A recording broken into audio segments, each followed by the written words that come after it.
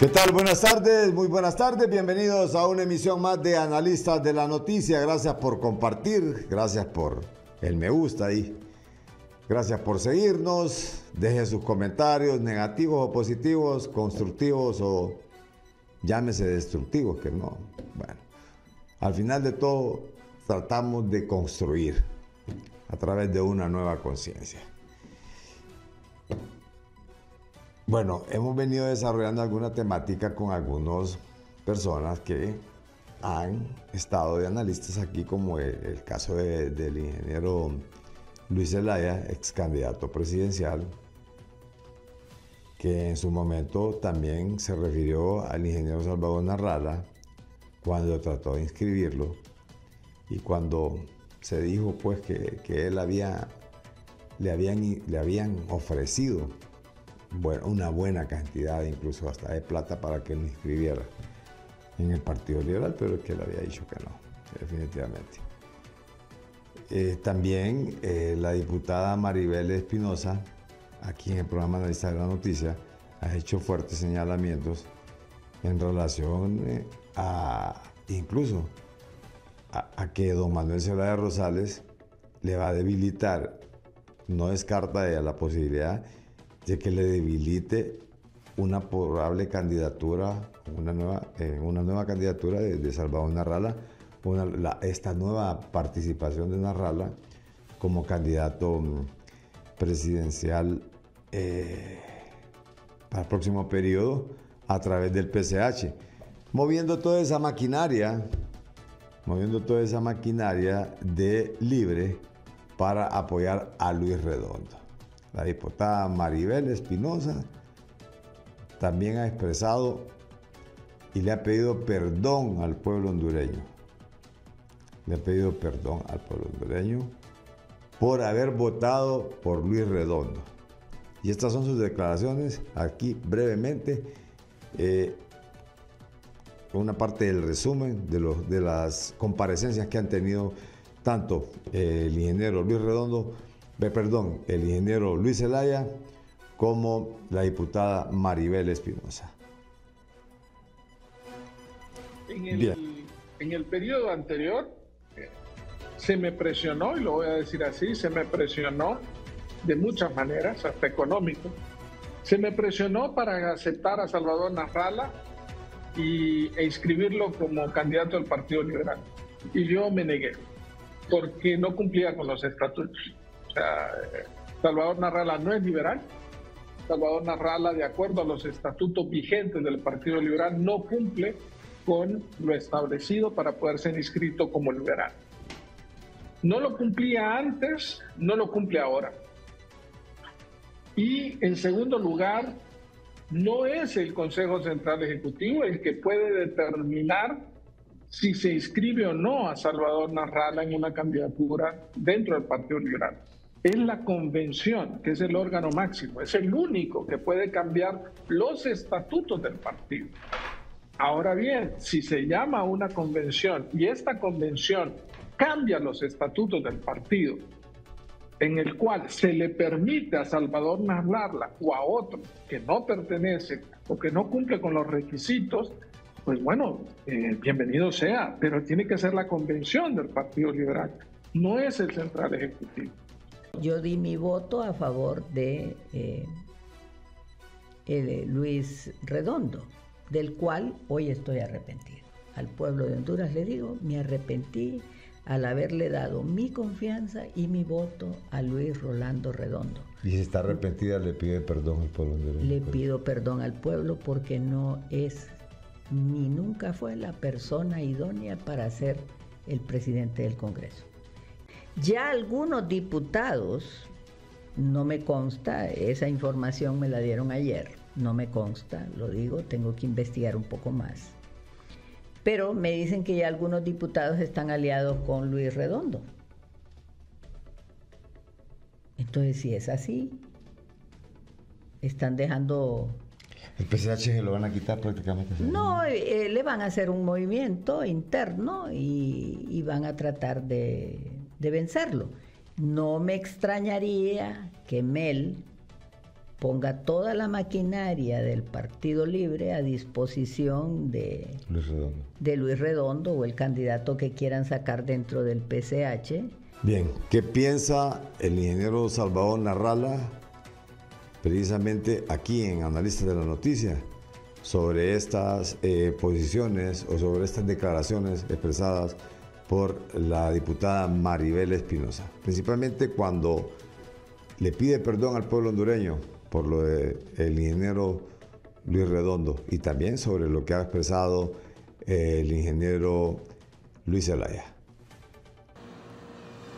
Maribel, la abogada Espinosa, es una persona que analiza muy bien las cosas, que las piensa desde el punto de vista legal y conoce cuáles son las artimañas que se utilizan en la parte judicial, así que yo le doy crédito a lo que ella dice. Ya ha dicho que ya tiene información, está por confirmarse que hay gente dentro del PCH que ya prácticamente estarían siguiendo a Luis Redondo y que dejarían de seguir a Salvador Narrala. Muy probable y lamentable para Honduras, porque el caudal que tiene Luis después de haberse ligado al Partido Comunista es muy poco, es muy pequeño. ¿Y eso a quién perjudica? Perjudica fundamentalmente a Honduras, digamos.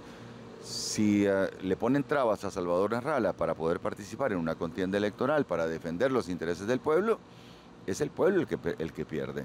Porque cualquier encuesta que tú hagas en la que pongas a Luis con Salvador Narrala como candidato, claramente Luis no tiene ninguna posibilidad. Y está arrepentida y le pide perdón al pueblo hondureño por haber votado por Salvador, más bien por Luis Redondo.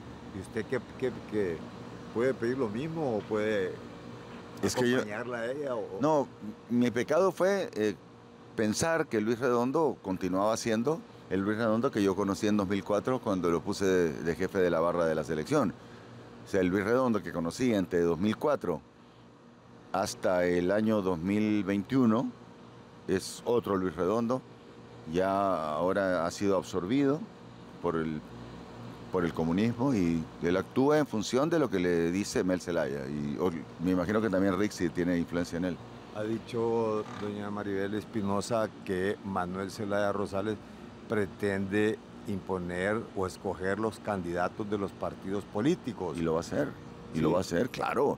De hecho ya tiene escogido al del Partido Nacional y al del Partido Liberal.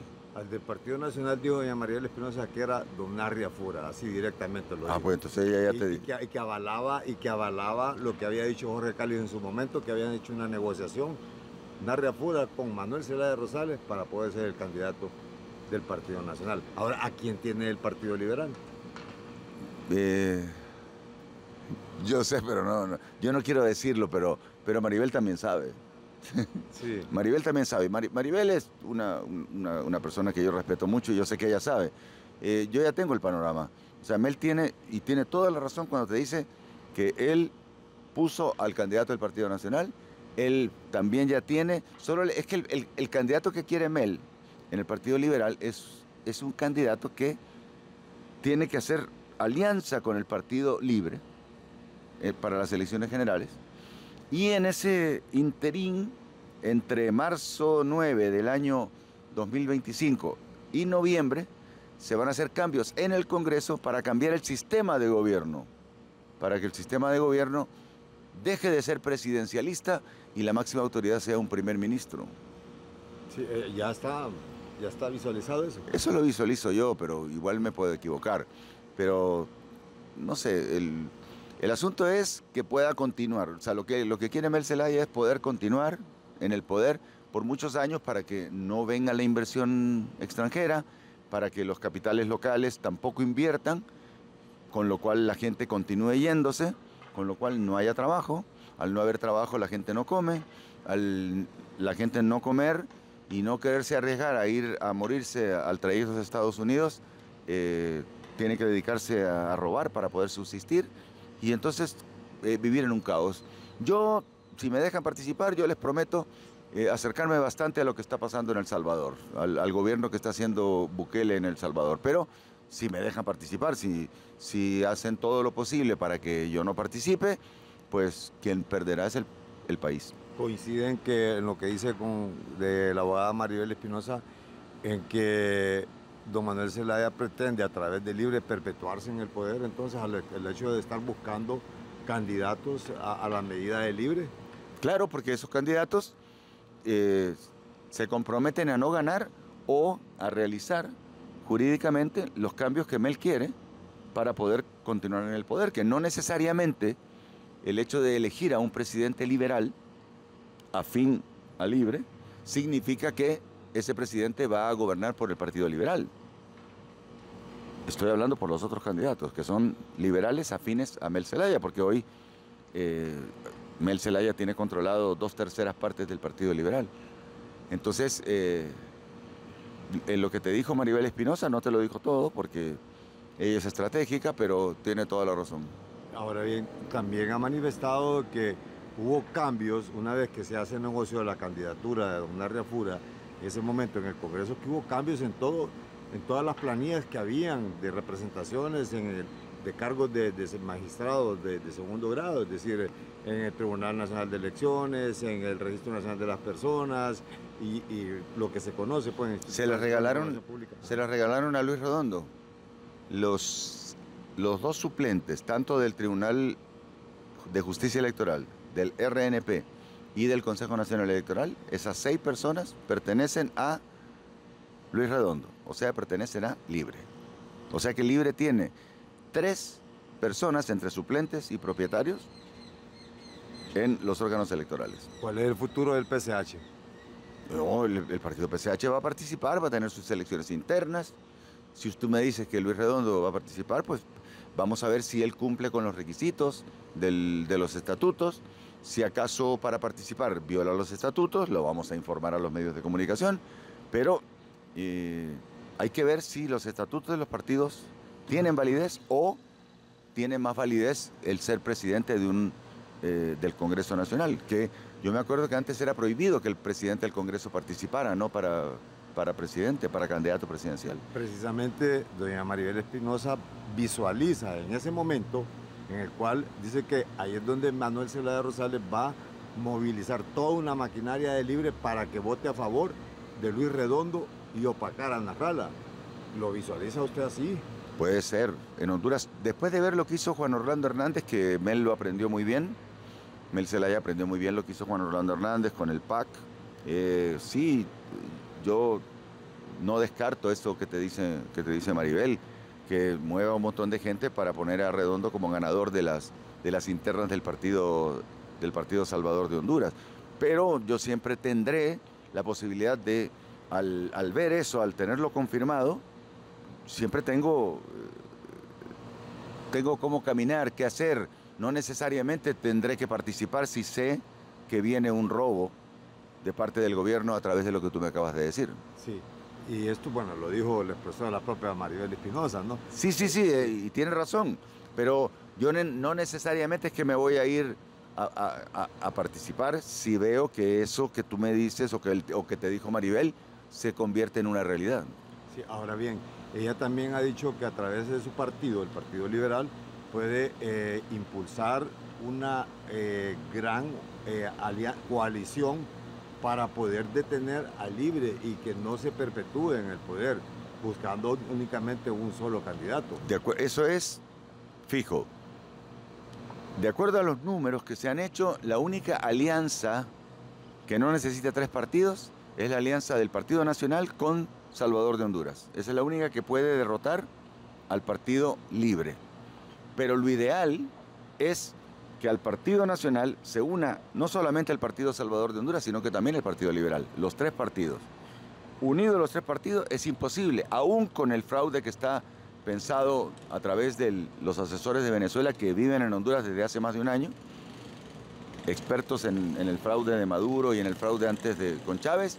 Aún con eso, los 3 partidos unidos es imposible que pierdan. Le funcionó el fuera Job anteriormente, pero ahora puede funcionar una coalición patriótica, un frente común para poder sacar a Libre. funciona con mayor razón ahora. Porque si funcionó para sacar a un partido de 1.300.000 votos, tendrá que obviamente funcionar para sacar a un partido de 500.000 votos. El Partido Libre es de 500.000, el Partido Nacional era de 1.300.000. Por mucho que estén en el gobierno y todo, es más fácil sacar al gobierno actual que lo difícil que era sacar a Juan Orlando Hernández. Ha dicho don Luis Zelaya también que lo intentaron sobornar a él para que metiera a don Salvador Narrala dentro de las filas del Partido Liberal como candidato a la presidencia en algún momento. Eso no es soborno. A él, los empresarios que lo financiaron, que a mí nunca me han financiado nadie, ¿verdad? Pero tanto en 2017 como en 2021, a él los que lo financiaban, especialmente de San Pedro Sula, le ofrecieron darle más ayuda al partido si tenían un candidato que pudiera ganar las elecciones. Y le dijeron, ese candidato se llama Salvador Narrala. Entonces no es que lo quisieron sobornar, no le estaban ofreciendo dinero a él. Y eso es él no aceptó ni en 2017 ni en 2021. Entonces, como el Partido Liberal, presidido por él, no aceptó, entonces orilló a Salvador Narrala, que primero estaba solo porque le acababan de quitar el PAC 2017, y en 2021, ya con el PSH, orilló al Partido Salvador de Honduras a hacer una alianza con el Partido Libre, que no es afín a mí, pero que era la única forma para poder sacar al que todo el pueblo hondureño quería sacar, que era Juan Orlando Hernández. Ahora bien, Salvador Narrala tampoco puede ser aceptado como cabeza de grupo o de cabeza presidencial dentro del Partido Liberal porque nunca ha sido liberal. Sí, no puede. Entonces, sí, con los estatutos, o sea, con los estatutos que tiene hoy el Partido Liberal no se puede, pero los estatutos los puede modificar una convención para permitirlo, pero claro, yo no lo estoy pidiendo.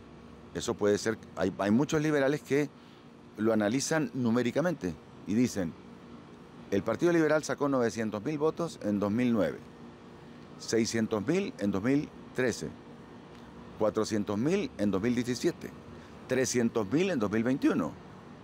Y ahora que lo ha absorbido grandemente el Partido Libre de Mel Zelaya, pues prácticamente está a punto de ser absorbido, ¿no?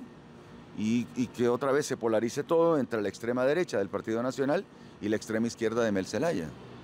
Entonces hay liberales que piensan en eso y por eso piensan que Salvador podría ayudar a eso con respecto a otros posibles candidatos que pueden hacer que el partido vuelva a sacar 300.000 votos.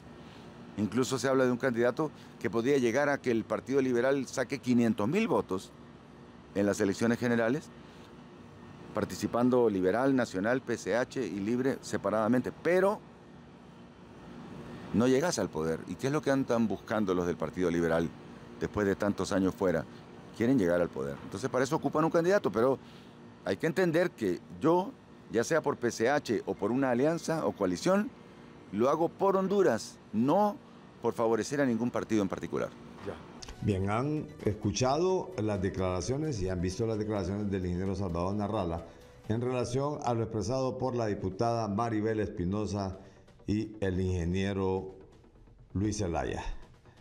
Vamos a ir a una breve pausa, pero al retorno no se pierda esta interesante denuncia hecha por el CNA que asciende a más de 160 millones de lempiras, en el cual se acusa de fraude, de violación a los deberes de los funcionarios, algunos ex viceministros de SEDIS, de la Secretaría de Inclusión Social, comprendida en el periodo de 2018 al 2021. Al retorno.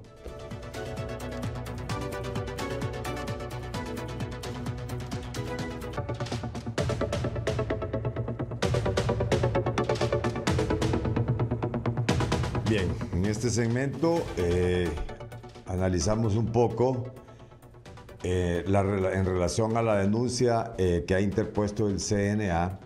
Bueno, es que el CNA, como veedor social, ha quedado a veces, en algunos casos, digamos, hay una animadversión muchas veces, porque yo recuerdo que en algún momento se señalaba cada rato los casos de Juan Orlando Hernández y decían, no, que esta es persecución política, que no sé qué, que no sé cuánto, en contra del CNA, en contra del gobierno de Juan Orlando Hernández. Luego el CNA señala algunas cosas puntuales de otros gobiernos y ya dicen, no, esta es persecución política, que en el gobierno anterior no decían nada. Y no es cierto, pues. El CNA ha tratado de mantener un equilibrio y ha tratado de poner el dedo en la llaga donde más les duele. Y si no, recuerden aquello, ¿dónde está el dinero? Después del CNA, de repente va a retomar esa bandera, ¿dónde está el dinero? Porque siempre, en este caso, es un acto de corrupción ocurrido en la administración pasada y precisamente dirigida a los subsecretarios en ese entonces, el CEDIS, ¿cierto? La Secretaría de Desarrollo e Inclusión Social, ahora Cedesol. Pero para esta tarde hemos invitado al abogado Arnold Sánchez, asesor jurídico del CNA. Buenas tardes, abogado. Gracias por estar aquí con nosotros en Analistas de la Noticia. Muy buen día, estimado. Es un gusto poder compartir este espacio con usted y con toda la teleaudiencia para hablar de esta denuncia que ha presentado el CNA el día de ayer. Fíjese que te hemos dado un seguimiento en cuanto a las investigaciones del CNA. Se investigaron principalmente esta secretaría. Yo sé que hay otras más y que esto comienza, por decirlo así. Comienza porque lo que sucede es que cuando llega un gobierno es bien difícil tener acceso a la información para investigar ese mismo gobierno. Y algunos no dejan huella tampoco, ¿cierto? Se caen los portales de transparencia, no se publican los estados financieros, luego va a las instancias que corresponden, les dan el finiquito y aparecen aparentemente limpios. Pero cuando ustedes empiezan a escudriñar, como el CNA, que tiene su propio cuerpo de investigadores, y que eso es lo que saca a la luz pública. Cuéntenos en qué consiste esta investigación, qué periodo comprende, a quiénes está investigando, qué más hay en el tapete, qué caja de Pandora tiene el CNA. Se va a investigar administraciones anteriores, se va a investigar, ya se están haciendo algunas investigaciones en el actual gobierno, porque se ha señalado de que tampoco hay corrupción. Entonces, sería bueno que nos comentara un poco, abogado, usted que está ahí precisamente en el ojo del huracán, diríamos algunos, que se encargan de esas veedurías sociales que hace el CNA. Muchas gracias. Mire, con relación al primer comentario que usted ha vertido, es importante hacerle saber a la ciudadanía que el Consejo Nacional Anticorrupción no denuncia a gobiernos, denuncia casos de corrupción y los denuncia con el sustento documental necesario para que los mismos puedan ser judicializados. Siempre lo ha hecho así, lo continúa haciendo de esa manera y lo seguirá haciendo de la misma forma. Pero haciendo relación a la denuncia que fue presentada el día de ayer, en efecto se trata de una denuncia por actos suscitados en la extinta Secretaría de Desarrollo e Inclusión Social, mejor conocida como CEDIS, ahora Cedesol. Y para comenzar, siempre es importante poner en contexto a la ciudadanía sobre cómo operaba el marco legal de esta entidad para la ejecución, asignación y selección de entes ejecutores. En primera instancia, en el año 2013, se crea esa secretaría denominada CEDIS, cuyo propósito primordial era combatir a través de políticas y estrategias la corrupción y la pobreza extrema en el país. Es así entonces que en el año 2018, a la vez se crea una subsecretaría de Asuntos Administrativos. ¿Y qué era esa subsecretaría de Asuntos Administrativos? Era como un órgano encargado de desarrollar y ejecutar esos programas sociales de aquel programa famoso Vida Mejor. Estos programas consistían en el bono 10.000, pero en este caso particular hemos hecho un alcance de la investigación lo suficientemente delimitado y en este caso particular esos convenios y esos proyectos sociales que se analizaron fueron las viviendas, los techos y los pisos. Entonces, esa Secretaría de Asuntos Administrativos tenía esa prioridad de supervisar y velar por el fiel cumplimiento de estos programas sociales. Ahora, de manera simultánea, también se creó un manual operativo para el proceso de selección, elección y asignación de convenios, que consistía en otorgar estos convenios a entes ejecutores para llevar a cabo este tipo de proyectos. Ahora también es importante señalar que el alcance de la investigación comprende del año 2018 al año 2021. Es así que entonces, con la entrada del nuevo gobierno, pues se nos ha puesto a disposición una plataforma que se denominaba Sistema de Seguimiento de Proyectos, en donde se encontraba todo el registro documental de estos proyectos ejecutados. Ahora bien, ¿cómo funcionaba? ¿Cómo se adjudicaban? Es importante señalar a la vez que existían 3 comisiones: una comisión de revisión de documentos, una comisión de evaluación y una comisión ejecutiva. En resumen, estas comisiones se encargaban de velar porque el procedimiento se cumpliera a cabalidad, porque los entes ejecutores cumplieran con todos los requisitos establecidos en ese manual operativo al que he hecho alusión para llevar a cabo un proyecto de manera adecuada, de conformidad con los estándares que los mismos convenios estipulaban. Ahora bien, se analizaron 151 ONGs. Repito, es importante que quede muy claro con relación a la ejecución de proyectos de piso, techo y viviendas. Estas 151 ONGs, dentro del periodo comprendido del año 2018 al año 2021, ejecutaron proyectos en donde se ha evidenciado a través de pruebas documentales y transferencias que recibieron alrededor de más de 550 millones de lempiras. Pero de esos 550 millones de lempiras, el Consejo Nacional Anticorrupción ha identificado que 133 millones de lempiras no han sido debidamente liquidados por parte de estos entes ejecutores. Y aquí es donde nosotros nos consultamos en dónde está el dinero, qué ha pasado con esas liquidaciones, si tenían un manual operativo que se supone debía verificar que estos programas se desarrollaran de manera adecuada, ¿por qué no se hizo de tal forma? En tal sentido, este es el primer elemento importante a tener acotación respecto de la denuncia que ha elaborado el Consejo Nacional Anticorrupción. Pero ahora, también mediante el análisis financiero de la información documental, como ser los convenios, las transferencias bancarias, los recibos, se ha identificado de la misma forma que existen liquidaciones en esa plataforma de sistema de seguimiento de proyectos que no se cimentaban con base a lo estipulado en los convenios. Es decir, que el convenio establecía un porcentaje de metraje, o en otras palabras, del proyecto que debía realizar el ente ejecutor, ya sea piso o techo. Pero cuando se revisaba la liquidación en el sistema de seguimiento de proyectos, se observaba que ese porcentaje de liquidación era inferior al porcentaje que se había estipulado en el convenio. Le voy a poner un ejemplo. En el caso de los pisos, el Consejo Nacional Anticorrupción pudo identificar que se trataba de 11.222 proyectos. De esos 11.222 proyectos de piso, la ONG o el ente ejecutor debía en promedio ejecutar 44 metros cuadrados.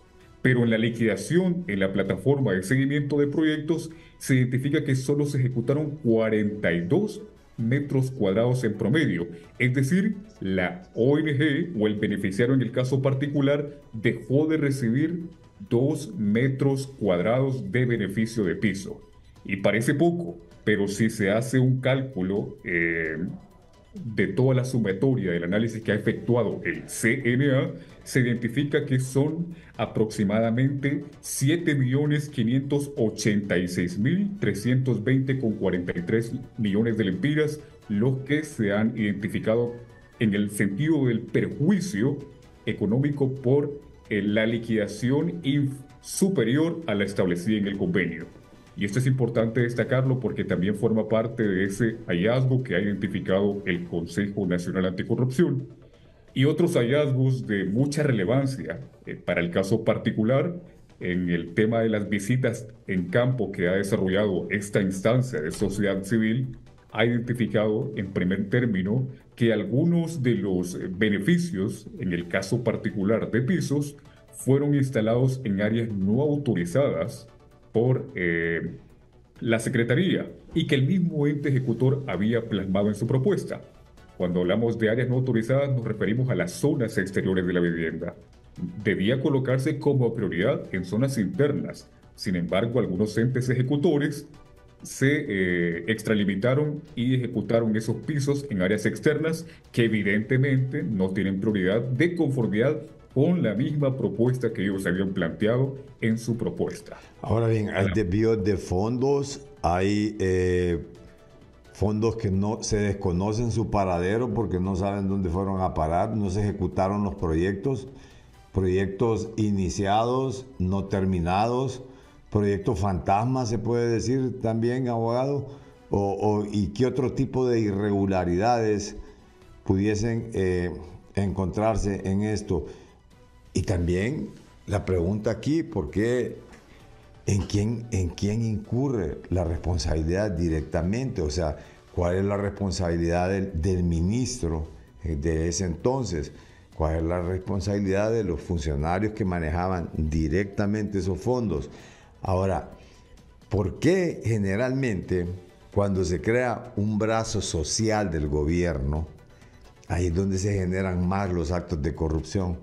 Obviamente hay un caudal político en el cual el que se presentan con algunas necesidades y al cual hay que favorecer para quedar bien y para reproducir ese fenómeno político también muchas veces por objetivos electorales. Pero lo malo es que ese brazo social no llega realmente donde tiene que llegar. Si llegase donde tienen que llegar verdaderamente los fondos, solvente queda una buena parte de la población, resueltos algunos problemas en los cuales se han fijado esos fondos. Y ahí es donde ustedes realmente intervienen, investigan. Desafortunadamente son cosas que ya se gastaron, pero que también no han perdido su vigencia. Ahí está el delito y ahí hay una causa penal en contra de las personas. En efecto, y mire qué buena pregunta la que usted ha realizado en el sentido de si se identificó alguna especie de malversación o alguna otra irregularidad. Aquí es importante hacer énfasis en el siguiente punto. Ese sistema de seguimiento de proyectos tenía muchos proyectos, no solo pisos, techos ni vivienda. Pero para garantizar la objetividad y de acuerdo a lo que esta instancia ha podido demostrar, se supeditó al examen de aquellos proyectos de piso, de techos y de viviendas. En este sentido, es importante hacer y remarcar que el examen de estos proyectos corresponde a esos proyectos que precisamente no fueron liquidados y en el que justamente se señaló que 151 ONGs recibieron más de 550 millones de lempiras y que de esos 550 millones de lempiras, 133 millones aún no han sido liquidados. En tal sentido, el CNA, con la investigación, ha podido acreditar que esto por sí mismo ya constituye una irregularidad. ¿Por qué? Porque tenían el sistema que les iba marcando cada una de las fases del proceso y al no realizarse el procedimiento que era el adecuado, que era justamente la liquidación de cada uno de esos desembolsos, se evidencia justamente de que no existe esa trazabilidad en esa liquidación de esos convenios. Ahora bien, también, y nos ponemos y nos preguntamos, y le hacemos el análisis en el sentido de, ¿se dice era una secretaría diseñada para formular políticas estratégicas para la reducción de la pobreza extrema. Sin embargo, eso no se ve de ninguna manera reflejado en la ejecución de estos programas sociales, porque al final, con la investigación técnica que ha desarrollado el CNA, se verifica que los beneficiarios, que aquellas personas de escasos recursos, no recibieron la ayuda que estaba plasmada en esos programas formales, es decir, en esos convenios. Y al final de cuentas, este es un perjuicio social porque esta secretaría no cumplió con la finalidad para la cual fue creada. Ahora bien, usted también consultaba sobre otras irregularidades. De manera interesante, el CNA, a través de las visitas de campo, en el tema de las viviendas particularmente, ha identificado que en las zonas urbanas era más fácil identificar aquellas viviendas que sí fueron finalizadas. No obstante, se puede identificar que en las zonas rurales, es decir, aquellas zonas que es mucho más complicado el acceso, no fueron finalizadas. Esto también obedece a un modo de operar de parte de estos funcionarios, que también usted ha hecho oportunamente la pregunta. Es menester señalar que corresponde esa responsabilidad a los subsecretarios de Asuntos Administrativos de la CEDIS. En este caso hablamos del señor Danilo Arnaldo Alvarado y el señor Elan Fernando Vázquez Ayestas, quien en ese periodo comprendido del año 2018 a 2021 fungieron como subsecretarios de Estado en Asuntos Administrativos como órgano dependiente de la CEDIS. ¿Y por qué ellos y no el ministro? Bueno, porque de acuerdo al decreto PCM 037-2018, estos funcionarios tenían la obligación de llevar a cabo un control y una supervisión adecuada de la ejecución de estos convenios. Pero además también se les otorgaba el pleno poder de firmar cada uno de estos convenios con los entes ejecutores para velar y llevar a cabo la ejecución de cada uno de esos programas sociales. En tal sentido, el CNA en su denuncia ha interpuesto una denuncia, valga la redundancia, por los delitos de fraude y violación de los deberes de los funcionarios. Fraude justamente por todas esas irregularidades y anomalías que han sido plenamente acreditadas con un indicio suficientemente razonable para considerar que estos funcionarios posiblemente hayan incurrido en la comisión del delito de fraude. Pero también se denuncian por el delito de violación de los deberes de los funcionarios. ¿Por qué razón? Porque ellos omitieron esa función enmarcada en la ley que tenían de velar por una adecuada supervisión y ejecución de cada uno de los convenios. Y el no hacerlo, pues constituye una clara omisión de esos deberes que ellos como subsecretarios de Asuntos Administrativos tenían la obligación de llevar a cabo. Ahora bien, la pregunta aquí está, digamos, ¿se puso al descubierto o llegaron a ese límite de investigar si existieron todas esas ONG? Usted dice que 500, ¿cuántas ONG están involucradas en todo esto? Más de 500. El alcance de la investigación son 151 ONGs. 151 ONG, perdón, eran 500 millones, ¿no? 550 millones. Sí, 151 ONGs. ¿Realmente existían todas estas ONGs o eran algunas fantasmas o eran de maletín? Es una pregunta muy interesante en el sentido de que, de conformidad con la documentación que ha sido analizada por el Consejo Nacional Anticorrupción, justamente también se analiza el perfil de las ONGs. Y mire qué interesante, porque dentro del manual operativo se establecían una serie de requisitos para que estas entidades ejecutores pudieran ser acreedoras de la adjudicación de estos convenios. Y uno de ellos era que tenía que tener la capacidad en el rubro de la construcción. Mire qué interesante. De conformidad con el análisis, se determinó que muchas de esas ONGs no cumplían o no estaban destinadas en el rubro de la construcción. ¿Qué implica esto? Que estas ONGs no tenían la experiencia idónea para llevar a cabo este tipo de proyectos sociales. Pero además, en el manual operativo se establecía que estas ONGs debían acreditar su experiencia mediante la presentación de finiquitos de proyectos desarrollados para la misma institución u otra entidad. Y en este sentido, del análisis que ha realizado el Consejo Nacional Anticorrupción, se ha determinado que en muchos casos, en la mayoría de los casos, estas ONGs no presentaron finiquitos, lo que por sí mismo ya constituía una imposibilidad para que esta entidad ejecutora pudiera ser acreedora de un convenio. Y al hacerlo, lo que evidencia es que, por un lado, los funcionarios tenían ese pleno conocimiento de que la ONG no contaba con la experiencia, pero por otro lado también se evidencia que estas ONGs no presentaron finiquitos que acreditaran la realización de proyectos de similar o igual naturaleza. Y esto es importante destacarlo. No lo dice el Consejo Nacional Anticorrupción, lo establece el manual operativo y los mismos lineamientos internos que ellos tenían para el desarrollo de este tipo de proyectos. Además, se ha determinado que en muchos casos varias ONGs eran constituidos y muy poco tiempo después se les adjudicaban este tipo de convenios para el desarrollo de estos programas sociales. Crea la suspicacia de que se crearon ONGs precisamente para drenar fondos de SEDIS, abogado.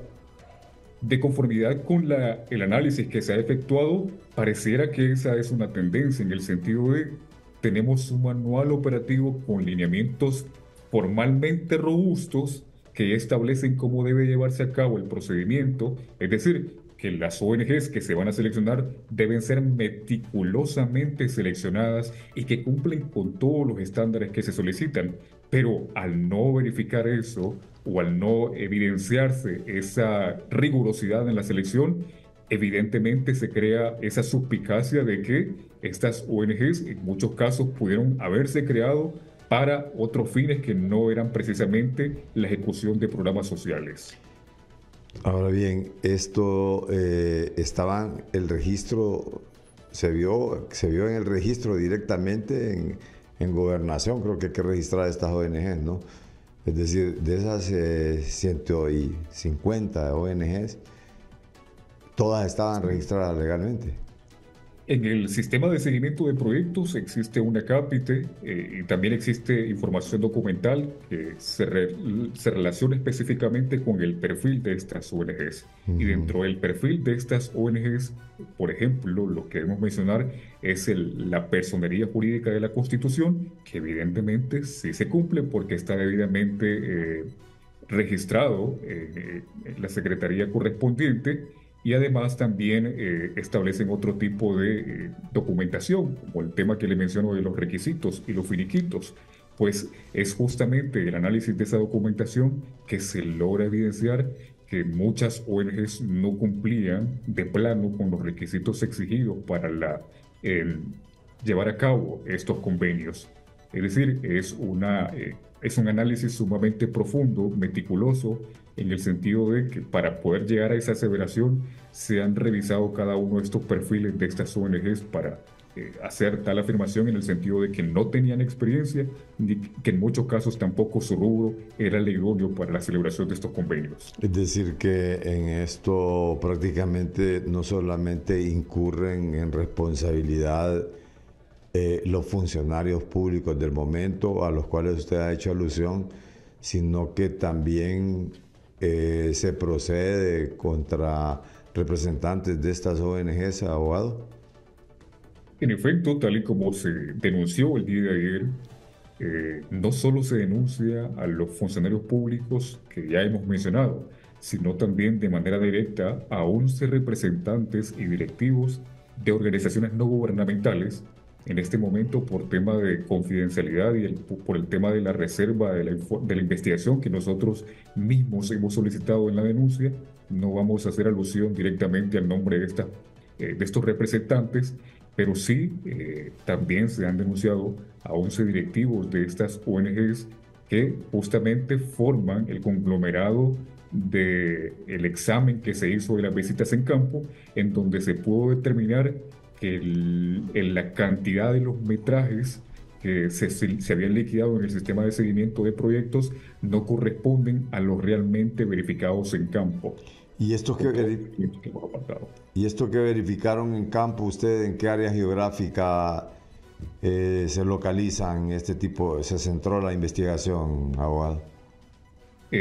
Los proyectos, como es de conocimiento público, se desarrollaron a nivel nacional. Sin embargo, CNA, sus visitas de campos las desarrolló en 7 departamentos, Ajá. entre ellos Comayagua, La Paz, Lloro, Atlántida, Choluteca, Intibucá y El Paraíso. Todas esas fueron las zonas que el equipo multidisciplinario realizó visitas de campo. ¿Y la mayor parte de inconsistencias dónde la focalizaron?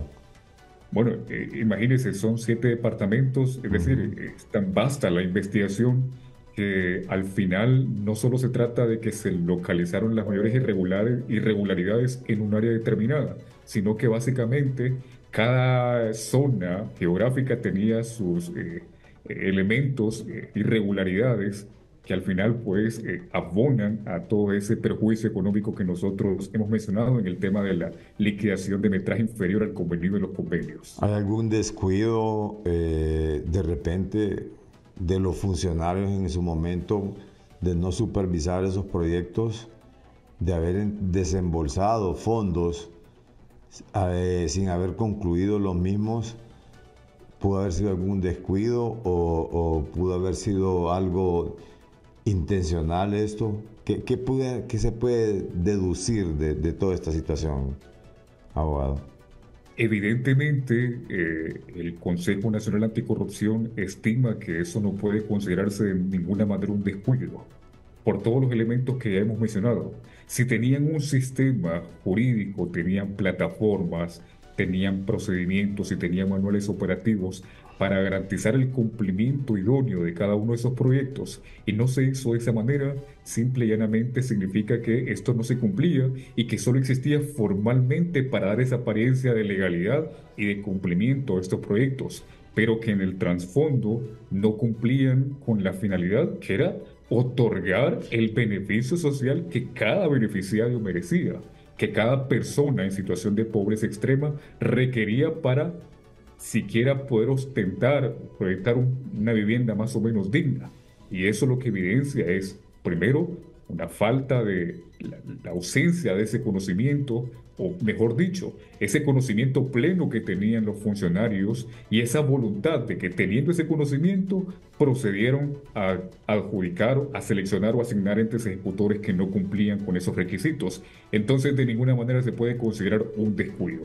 Se trata de una irregularidad que por sí misma puede conllevar un indicio claro de responsabilidad penal de estos funcionarios, pero también, como ya usted muy bien lo ha señalado, de los entes ejecutores. Ahora bien, ¿cuánta gente se suponía que iba a salir sería la beneficiada en este proyecto debido a la magnitud del mismo? Porque es 160 millones, alrededor de 160 millones es una cantidad considerable, ¿no? Especialmente centrada en techos y en pisos. Claro. Así es la investigación. Viviendas, techos y pisos. Viviendas, techos y pisos. ¿Qué cantidad de personas se había proyectado en su momento beneficiar con esta gran cantidad no sé cuánto, realmente ser una gran cantidad de viviendas las que iban a ser familias beneficiadas con estos fondos? ¿A cuánto? ¿Y a cuánto salieron beneficiando? Porque también no sabemos si fueron todos los fondos. O sea, ustedes señalan que aproximadamente son como 133 millones, creo que vi por ahí, que donde no saben dónde está ese dinero. Pero, o sea, ¿el resto sí fue bien empleado o no fue bien empleado? Ok, vamos punto por punto. En relación al tema de las personas beneficiadas, no es posible determinar de manera concreta cuántas personas como tal, porque, por ejemplo, cuando se suscribió un convenio, se establecía que tantos techos iban a beneficiar, por darle un ejemplo, a 492 familias. Entonces, es un poco indeterminable establecer el número de beneficiados porque se establecía un proyecto por familia. No sé si ahí queda claro ese punto. Entonces, no es posible determinar de manera concreta el punto de las personas beneficiadas. Ahora bien, sí es importante señalar que en este caso, y lo que hace compleja y eminentemente técnica esta investigación, es que los beneficios se construyen, pero se construyen sin los estándares requeridos. Y es ahí en donde enfoca su investigación el CNA, puesto que no se reúnen los requisitos que tenía en el manual operativo. Es decir, aquí no se puede llegar y establecer, sí, yo construí el proyecto. No, aquí se trata de que se construyó el proyecto, pero que ese proyecto en muchos casos no cumplía con esos requisitos. Por ejemplo, el metraje o la cantidad de metraje que debía construirse para los techos y para los pisos. Sí.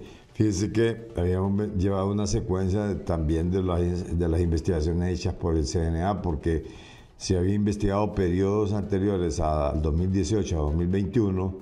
Creo que fungía don Reinaldo Sánchez como ministro. Creo que anteriormente estuvo el abogado Ricardo Cardona también, y que CNA también había señalado algunas irregularidades. Esto, como le digo, como que se viene siendo una práctica de que el brazo social del gobierno, llámese Fondo de Inversión Social en aquel momento, el FIS, que eran proyectos, brazos sociales que han creado cada gobierno, y que ahora es Sedesol, que también se encarga de entregar bolsas solidarias, que se encarga de entregar otro tipo de beneficios, bonos, y también son instituciones que están pagando, quieras o no, cierto favor a activistas a determinado partido, pues, es decir, por darlo así, que lo hacen con fines electorales en beneficiar a estas personas,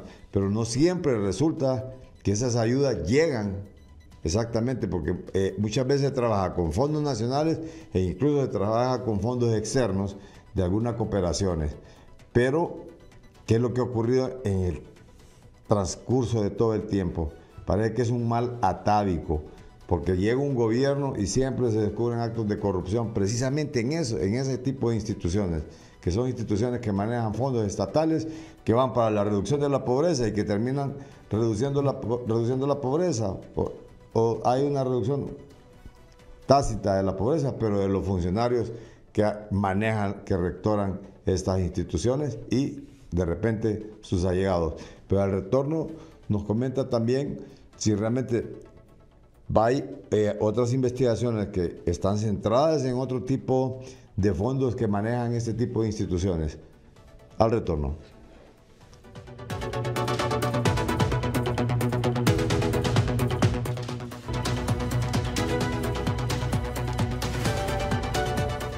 Bien, retornamos con este diálogo con el abogado Arnaldo Sánchez, asesor jurídico del CNA, en relación a este tema, a esta denuncia. Hemos tratado de localizar al doctor Danilo Alvarado, pero no nos ha contestado la llamada, para buscar un balance también, realmente para consultarle a ver qué fue lo que ocurrió con el manejo de esos fondos, qué fue lo que pasó, porque tratamos de buscar un balance y buscarle un equilibrio siempre aquí en el programa a todo lo que trasciende.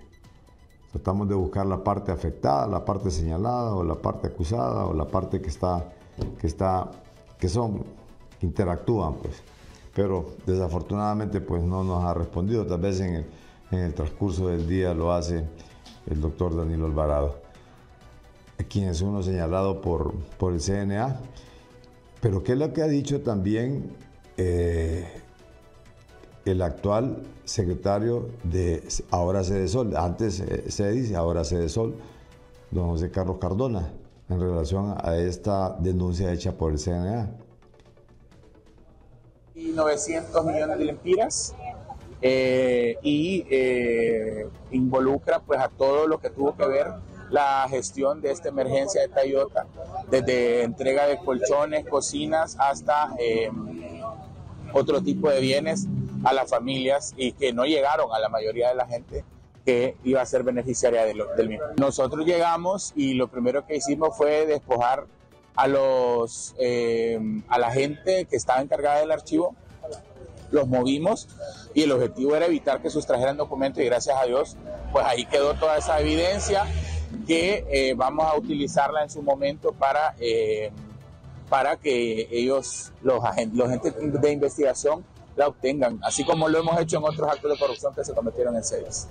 Bien, esto es otro, porque este es otro de los casos de corrupción, porque está mencionando de Tayota, que ahí es donde le digo, abogado, que este tipo de instituciones, lejos de terminar ayudando, y ese es otro tipo de denuncia que creo que también el CNA la hizo en su momento, porque arrastra de Tayota ¿qué fechas? Específicamente denuncias en el marco de las tormentas Zeta y Iota, no existe una línea como tal. El Consejo Nacional Anticorrupción se ha presentado denuncias relacionadas, por ejemplo, con el nombramiento de personal que no cumplía con los requisitos en el año 2022, Sí. Bajo la administración justamente del ministro Ricardo Leonel Cardona, en donde justamente se evidencia que se llevaron y se efectuaron a cabo 581 acuerdos de nombramiento sin cumplir con las disposiciones que ya establece la ley del servicio civil, donde no se cumplían los requisitos para cada uno de los puestos en donde se contrataron a estas personas. Aclarar nuevamente que el alcance de la investigación se basa en la construcción de viviendas, techos y pisos.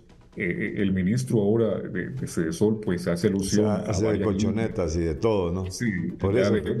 Pero diversifica la línea. Pero es que, bueno, la realidad es que al final de cuentas es todos los fondos que se manejan en determinadas instituciones. Ustedes han fijado su investigación exactamente en lo que ha puntualizado, ¿no?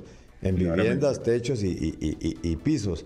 Pero, como le digo, estas instituciones no solamente manejan eso, sino que manejan bolsas solidarias, manejan bonos también, manejan entrega, incluso eso lo hacen a través hasta de Copeco y otras instituciones que arman como brazo social de X gobierno, pues, es decir, lo único que le vienen es cambiando el nombre, pero lo malo son que continúen con las mismas prácticas.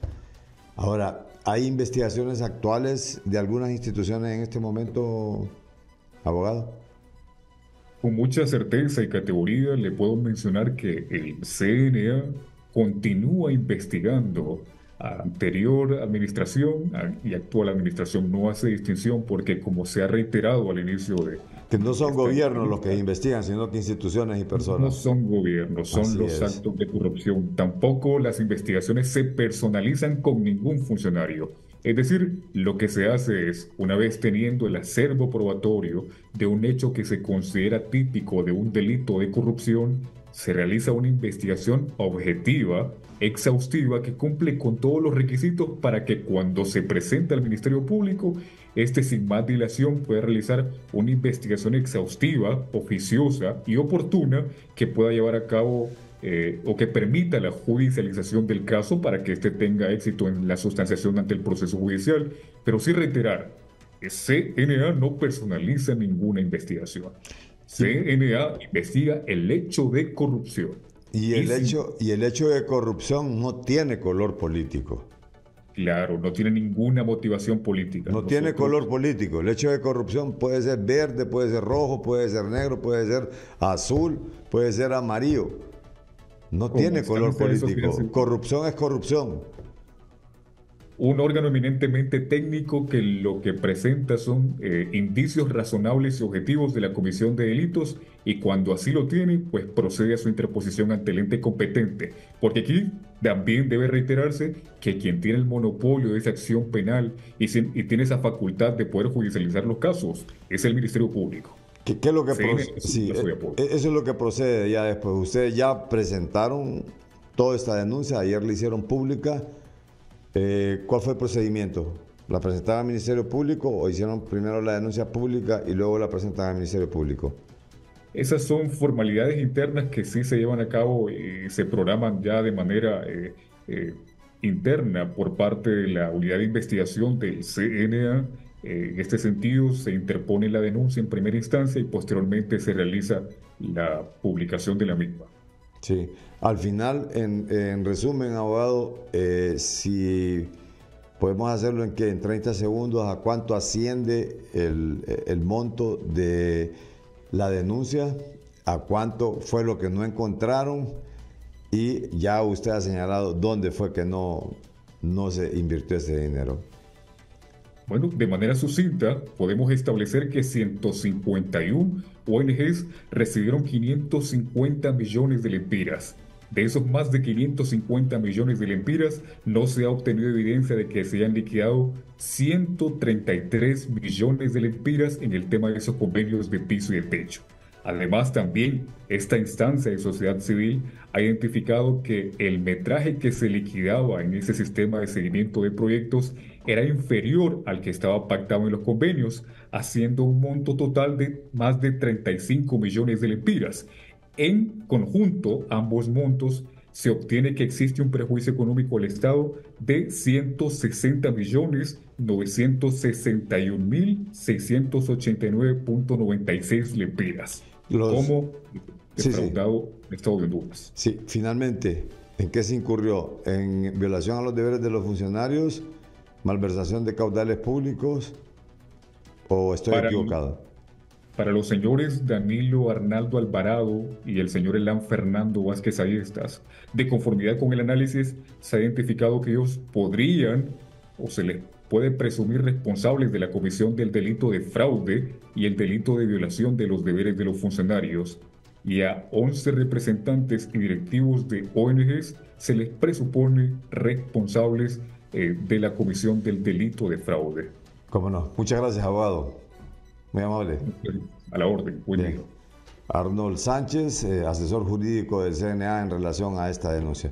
Hemos hecho las llamadas respectivas para las personas que señala el CNA directamente, pero no hemos recibido ninguna respuesta. Estaremos en el transcurso del día o en cualquier momento podemos tener la contraparte de esta denuncia que ha hecho el CNA. Hasta aquí, analistas de la noticia. Buenas tardes.